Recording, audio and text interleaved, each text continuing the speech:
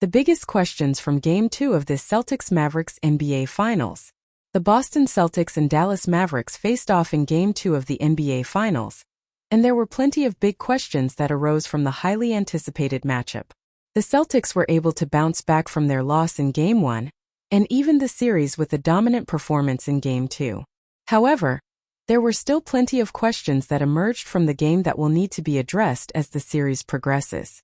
One of the biggest questions from Game 2 was whether the Celtics' defense can continue to stifle the Mavericks' high-powered offense.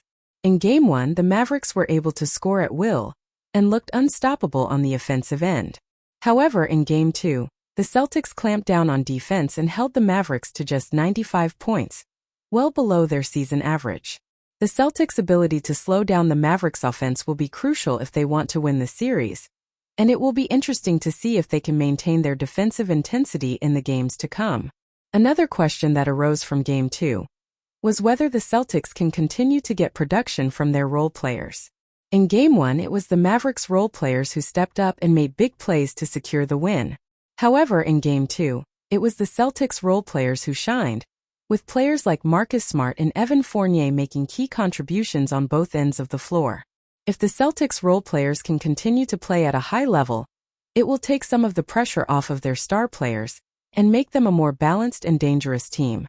One of the most pressing questions from Game 2 was whether the Mavericks can find a way to contain Jason Tatum. Tatum was on fire in Game 2, scoring 40 points and leading the Celtics to victory. The Mavericks threw everything they had at Tatum, but he was able to score at will and seemed to make every big shot when his team needed it most. If the Mavericks can't find a way to slow down Tatum, it will be difficult for them to win the series, as he has proven to be virtually unstoppable when he gets into a rhythm. Another big question from Game 2 was whether Luka Doncic can bounce back from a subpar performance.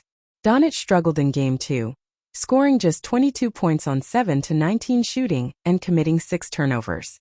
It was clear that the Celtics were focused on containing Doncic and making life difficult for him on the offensive end. Doncic will need to find a way to adjust to the Celtics' defensive schemes and get back to playing at a high level if the Mavericks are going to have a chance to win the series. Lastly, one of the biggest questions from Game 2 was whether the Celtics can maintain their composure and continue to execute down the stretch. In Game 1, the Celtics struggled in the clutch and made several key mistakes that cost them the game. However, in Game 2, they were able to stay poised and make the plays they needed to secure the victory. If the Celtics can continue to stay focused and execute in crunch time, they will be a tough team for the Mavericks to beat.